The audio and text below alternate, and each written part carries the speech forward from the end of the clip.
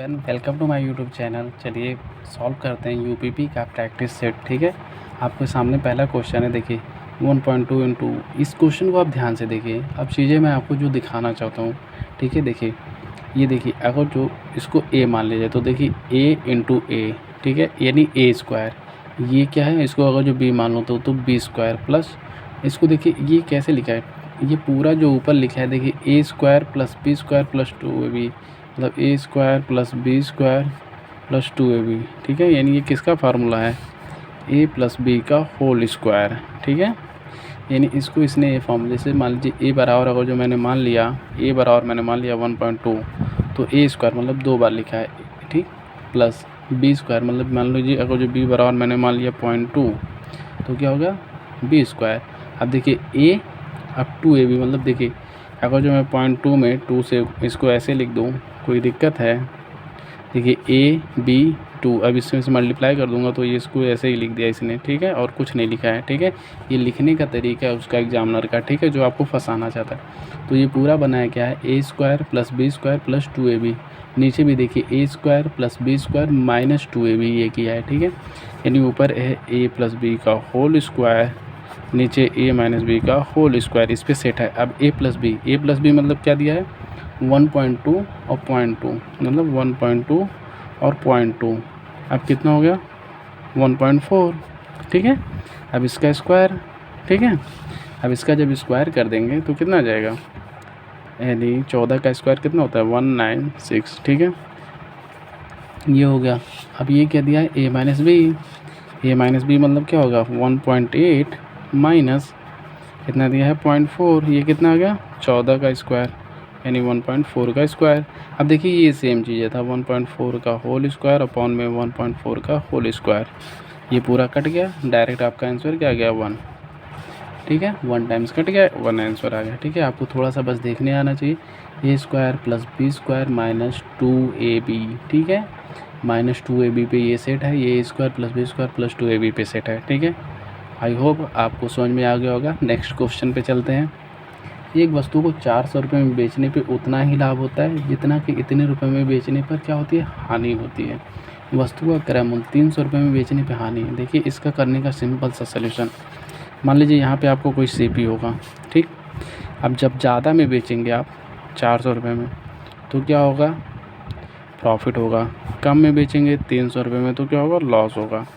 अब देखिए अगर जो आपको सीपी निकालना है तो सिंपल सा तरीका, इन दोनों को ऐड करिए, ठीक है, और उसका आधा कर दीजिए।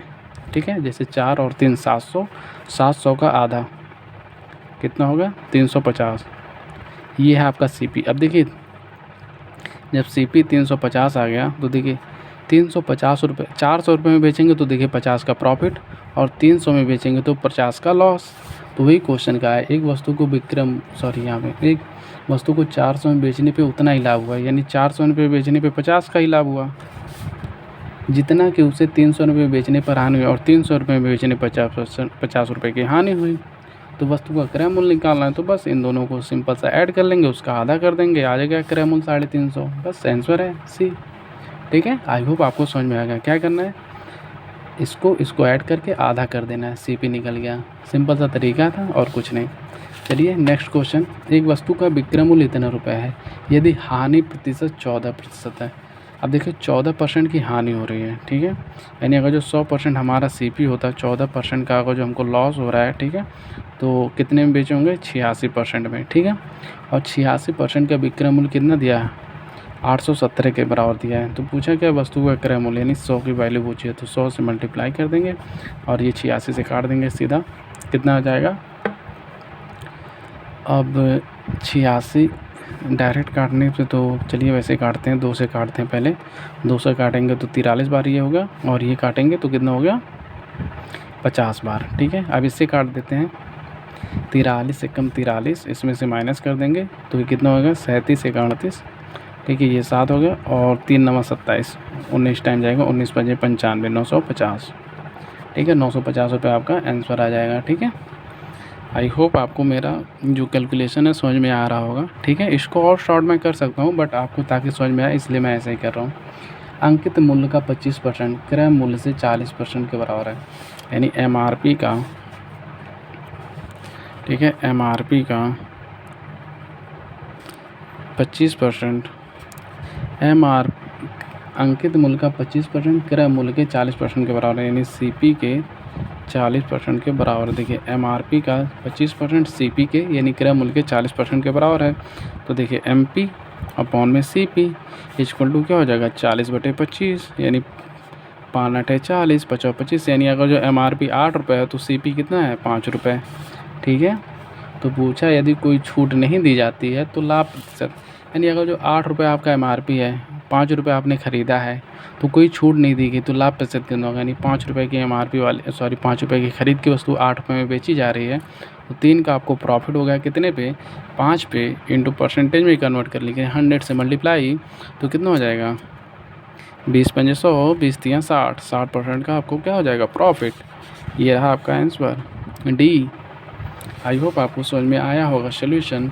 ये हो गया MRP का 25%, CP के यानी क्रय मूल्य के 40% के बराबर है। मैंने रख दिया यहाँ पे MRP को ऐसे ही रहने दे दिया, इसको इधर भेज दिया, इसको इधर ले आया। ठीक है। ये रेशियो बन गया, काट दिया, ये 8:5 आ गया। अब 5 की CP 8 में बेचा, 3 का प्रॉफिट 3/5। ठीक है। 5 ही नीचे क्यों लिया, क्योंकि हमेशा बेस में क्या लिया जाता है प्रॉफिट या लॉस निकालने के लिए बेस में हमेशा आपका नीचे क्रय मूल्य ही रहता है। ठीक है। चलिए नेक्स्ट क्वेश्चन, आधार 7 सेंटीमीटर, संगत ऊंचाई 12 सेंटीमीटर, त्रिभुज का क्षेत्रफल। ठीक है। तो त्रिभुज का क्षेत्रफल निकालने का सिंपल सा ही तरीका क्या होता है, आधार का क्षेत्रफल base of area into height, ये क्या होता है त्रिभुज का क्षेत्रफल। ठीक है। त्रिभुज का क्षेत्रफल होता है आधार गुणे ऊंचाई, यानी आधार कितना दिया है 7, ऊंचाई कितने दिया है 12, 1/2 आधार इंटू ऊंचाई, तो 1/2 आधार इंटू ऊंचाई, 2 से काट देंगे 6 बार, कितना हो जाएगा 42। तो 42 सेंटीमीटर क्या हो जाएगा सेंटीमीटर स्क्वायर आपका क्या हो जाएगा त्रिभुज का क्षेत्रफल। तो बस ये आपको फार्मूला पता होना चाहिए, 1/2 आधार गुणे ऊंचाई बराबर त्रिभुज का क्षेत्रफल। ठीक है। नेक्स्ट क्वेश्चन करते हैं। आप क्वेश्चन तब तक पढ़िए। देखिए क्वेश्चन क्या दिया है कि 12 दिनों तक अकेले कार्य करने के बाद रीना को पता चलता है कि वे केवल 10% कार्य ही को पूरा कर पाई। अब देखिए अगर जो 10% कार्य 12 दिन में हो रहा है, ठीक है, अब 10% कार्य अगर जो 12 दिन में हो रहा है तो टोटल कार्य कितना हो जाएगा 100%। 100% कार्य कितने दिन में होगा, यानी 10% कार्य 12 दिन में, तो 100% कार्य करने के लिए यानी 10 से मल्टीप्लाई, तो इसमें 10 से मल्टीप्लाई कर देंगे तो कितना हो जाएगा 120 दिन। यानी रीना कोई काम कितने दिन में कर रही है 120 दिन। ठीक है। रीना का कार्य क्या, वह प्रिया को नियुक्त करती है जो रीना से 40% अधिक कुशल है। अब 40% का मतलब क्या होता है 2/5 अधिक कुशल है। अधिक अगर जो रीना 5 है तो प्रिया अधिक है, प्रिया अधिक है मतलब 2 अधिक है, तो प्रिया कितनी हो जाएगी 7। ठीक है। अब देखिए अधिक कुशल का मतलब अगर जो रीना की इफिशियंसी 5 है तो प्रिया की इफिशियंसी कितनी हो जाएगी 7। ठीक है। अब देखिए आपको मैंने टोटल वर्क निकालने का एक फार्मूला बताया, जिसकी इफिशियंसी उसी का टाइम। ठीक है। जिसकी इफिशियंसी उसी का टाइम। तो देखिए रीना का आपको टाइम दिया है और रीना का इफिशियंसी आपने फाइंड किया है 5। तो देखिए रीना का टाइम और रीना का ही इफिशियंसी, ये हो गया टोटल वर्क। ठीक है। अब टोटल वर्क क्या बोला है, 12 दिनों तक अकेले कार्य करने के बाद रीना को पता चलता है कि वे केवल 10% कार्य ही पूरा कर पाई। वह प्रिया को नियुक्त करती है जो रीना से 40% अधिक कुशल है। 40% अधिक कुशल का मतलब हो गया आपका 2/5, यानी अगर जो रीना 5 है तो प्रिया 7 है इफिशियंसी। उनको साथ मिलकर शेष कार्य, अब शेष कार्य मतलब जैसे 10% कार्य वो पूरा कर ली थी, तो 10% कार्य जब पूरा कर ली तो कितना बचा 90/100, यानी 90% कार्य बचा है। ठीक है। तो शेष कार्य वो क्या करेंगे एक साथ मिलकर, अब एक साथ जब दो मिलकर करेंगे तो देखिए इसकी 5 है इसकी 7 है इफिशियंसी, तो दोनों मिलकर कितना करेंगे एक साथ 12 की इफिशियंसी से करेंगे। शेष कार्य कितने दिनों में पूरा करेंगे, तो देखिए बस 1020 1020 12 से 12 कैंसिल, 9 बचे 45 आंसर। बस यही आपको थोड़ा सा समझना है और कुछ नहीं है। मैंने समझाने के लिए आपको इतना ट्रिम्मा किया है, बाकी और कुछ नहीं है, ईजी है, थोड़ा सा आप भी ध्यान देंगे। ठीक है। नेक्स्ट क्वेश्चन करते हैं। साधारण ब्याज पर 3 वर्ष में 1500 रुपये की धनराशि 2175 रुपये हो जाती है। यदि ब्याज दर में 3% की क्या कर दी जाए, वृद्धि कर दी जाए, तो नया धनराशि क्या होगी। अब देखिए इसको करने का सबसे सिंपल सा तरीका ये है। अब देखिए ब्याज दर आपका मान लीजिए कुछ भी रहा हो, ठीक है, वो 3% बढ़ जाएगा। अब क्या है, साधारण ब्याज। अब साधारण ब्याज आपको पता होना चाहिए हर साल क्या होता है, समान लगता है, ठीक है। यानी अगर जो 3% की वृद्धि कर दी जाए, 3% आज भी बढ़ेगा, 3% अगले साल भी बढ़ेगा, 3% अगले साल भी बढ़ेगा, ठीक है। यानी अगर जो मान लीजिए हमारा पहले 8% ब्याज लग रहा था, तो अब 3% बढ़ जाएगा, यानी कितना हो जाएगा, R + 3%, यही हो जाएगा ना। तो R + 3%, तो यानी R + 3%, R + 3%, R + 3%, यानी टोटल बढ़ा कितना, 3 3 3, यानी 9% ब्याज हमारा बढ़ गया एक्स्ट्रा। कितने पे बढ़ेगा, मूलधन पे ही तो ब्याज 9% एक्स्ट्रा बढ़ेगा, यानी 1500 रुपये पे 9% हमें और एक्स्ट्रा ब्याज मिलेगा। अगर जो 3% ब्याज बढ़ गया तो इसको निकाल देंगे, परसेंटेज था तो इसको काट दिए, 9×5 15 9 135, यानी 135 रुपया हमें और एक्स्ट्रा मिल जाएगा। ये एक्स्ट्रा क्यों मिलेगा, क्योंकि एक्स्ट्रा इसलिए मिलेगा क्योंकि हमारा 3% जो ब्याज बढ़ गया है, ठीक है।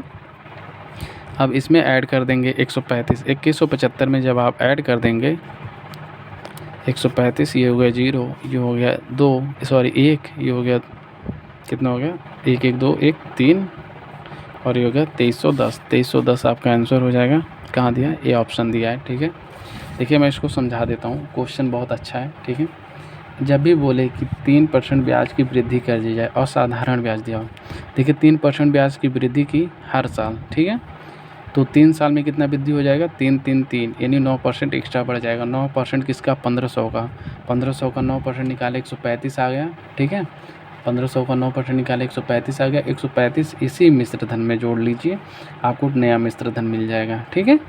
तो 2310 आ गया। नेक्स्ट क्वेश्चन देखिए, एक व्यक्ति पहले 26 किलोमीटर की दूरी 60 मिनट में, यानी पहले 26 किलोमीटर की दूरी वो जा रहा है 60 मिनट में, ठीक है। अगले 34 किलोमीटर की दूरी 30 मिनट में, अगले जो 34 किलोमीटर की दूरी है वो 30 मिनट में जा रहा है, ठीक है। पूरी यात्रा की उसकी औसत चाल देखिए। अब जब वही आपको एवरेज स्पीड निकालना हो, ठीक है, एवरेज स्पीड निकालना हो तो क्या होता है, टोटल डिस्टेंस टोटल टाइम, ठीक है, टोटल डिस्टेंस टोटल टाइम। अब टोटल डिस्टेंस कितना है, देखिए 26 किलोमीटर यहाँ चला था, 34 किलोमीटर यहाँ चला, इन दोनों को ऐड कर देंगे तो कितना आ जाएगा, 60 किलोमीटर। टोटल डिस्टेंस हमारा आ गया 60 किलोमीटर। टोटल टाइम मतलब यहाँ पे 60 मिनट लगा था, यहाँ पे 30 मिनट लगा था। आपको क्वेश्चन में देख लीजिएगा, मैं खुद से कुछ नहीं कर रहा हूँ। 60 मिनट यहाँ, 30 मिनट यहाँ, टोटल डिस्टेंस कितना होगा, 90 मिनट। अब 90 मिनट को क्या करेंगे, हम पहले घंटे में कन्वर्ट कर लेंगे। घंटे में कन्वर्ट करने के लिए क्या, 60 से डिवाइड कर लेंगे, ठीक है। अब 60 से जैसे ही डिवाइड करेंगे तो देखिए 1 0 से 1 0 कैंसिल, 3 दूनी 6, 3 त्रिका 9। अब ये नीचे का ऊपर चला जाएगा यहाँ पे, ठीक है। अभी 3 से इसको काट देगा 20, अब 20 दूनी 40, यानी उसकी एवरेज स्पीड क्या आ गई, 40 किलोमीटर पर घंटा, ठीक है। अब ये मैंने 90 को जो मिनट था इसको घंटे में कन्वर्ट किया, घंटे में कन्वर्ट करने के लिए 60 से भाग देते हैं, ठीक है। और जब भी बटे के नीचे बटा हो तो नीचे की चीज़ ऊपर चली जाती है, ठीक है। जब मैं आपको फिर से समझा देता हूँ,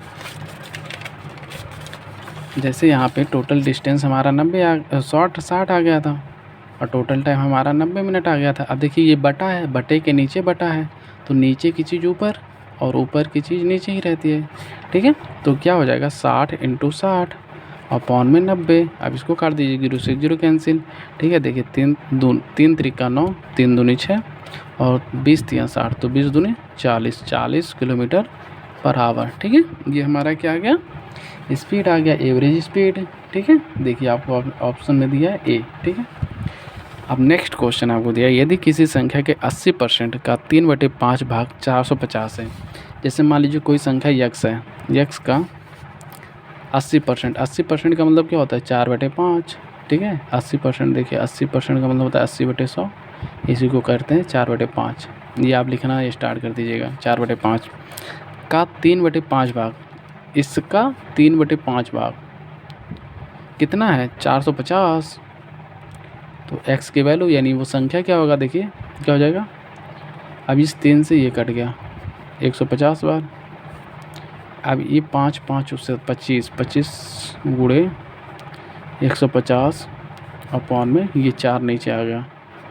अब इसका पूरा मल्टीप्लाई कर देंगे तो हो जाएगा 3750। देखिए 25 गुणे 15 यानी 25 डेढ़े 37.5 यानी 3750 अपॉन में 4। अब इससे जब डिवाइड करेंगे देखिए 4 नवा 36, 1 बचा, 4 तियाँ 12, 3 बचा, 4 से 28, 4 बचे 20 यानी 937.5, 937.5। ठीक है। वीडियो कैसा लगा, सॉल्यूशन कैसा लगा, आप मुझे कमेंट करके बताइएगा। ठीक है। और ऐसे ही वीडियो अगर जो मैं और लाना चाहूँ तो आप किस टॉपिक पे पसंद करेंगे, ठीक है, वो भी मुझे बताइए और चैनल को सब्सक्राइब ज़रूर करिए फ्रेंड्स। मिलते हैं अगले वीडियो में। Bye bye, take care.